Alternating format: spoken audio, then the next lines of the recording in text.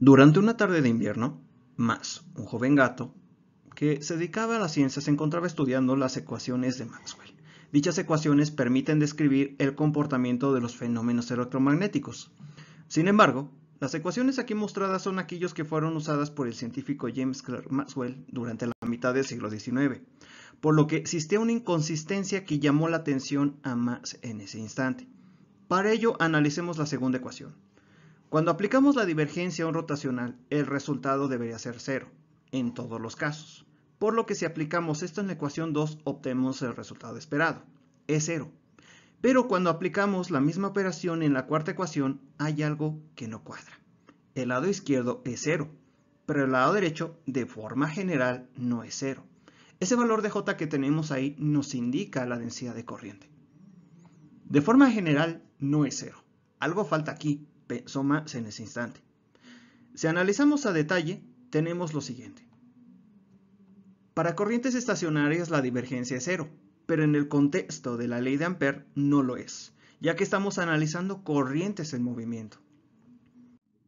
Para ilustrar el problema, estudiemos el proceso de carga de un capacitor. Ahora, aquí tenemos lo que es una trayectoria amperiana. Esa trayectoria amperiana es un análogo a lo que representa una superficie gaussiana, en el caso de la ley de Gauss. Ahora bien, tenemos aquí, en este caso, la forma integral de la ley de Ampère. Tiene esta estructura, donde nos dice que la integral de línea cerrada del producto punto de un campo B, es decir, el campo magnético, y un diferencial de longitud dl es igual a la permeabilidad en el vacío por la magnitud de la corriente encerrada. Para este circuito, tenemos una corriente fluyendo a través del elemento conductor. Si consideramos la superficie simple de la izquierda, el valor de la corriente encerrada en este caso es igual a la corriente. Ahora bien, ¿qué pasa con el siguiente caso? Consideremos en esta situación lo que es la superficie en forma de globo. La corriente no atraviesa la superficie y concluimos que la corriente cerrada es entonces un valor de cero. Pero, ¿cómo rayos hay corriente del lado derecho del circuito? Ahora bien, hace falta un término en esta ecuación. ¿Y cómo lo podemos encontrar? Bien, en ese momento Max pensó lo siguiente y recordó lo que se conoce como la ley de inducción de Faraday, que dice lo siguiente. Un campo magnético variable genera un campo eléctrico, por lo que podemos esperar que un campo eléctrico variable genere un campo magnético. Rápidamente Max escribió la ecuación que nos dice que una variación del campo magnético respecto al tiempo, en efecto, genera un campo eléctrico. Ahora consideremos que la variación del campo eléctrico genera un campo magnético.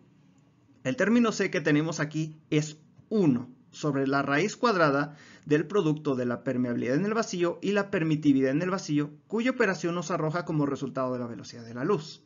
Si no recordamos los valores, aquí los tenemos. Despejando, obtenemos menos 1 sobre c al cuadrado por la derivada parcial de e respecto al tiempo. Y con un cambio de signo y escribiendo el valor de c, obtenemos el término que faltaba. Por lo que finalmente tenemos la ley de Ampère-Maxwell, que la podemos reescribir de la siguiente forma. Dicho término añadido que tenemos aquí se puede estudiar de la siguiente forma. Dicho término añadido, Maxwell lo llamó como corriente de desplazamiento. Entonces, con este resultado, podemos entender que cuando existe una variación del campo eléctrico respecto al tiempo, se genera lo que es una densidad de corriente, en este caso una corriente de desplazamiento. Con esto Max ya puede entender un poco mejor el fenómeno. Volvamos al caso anterior.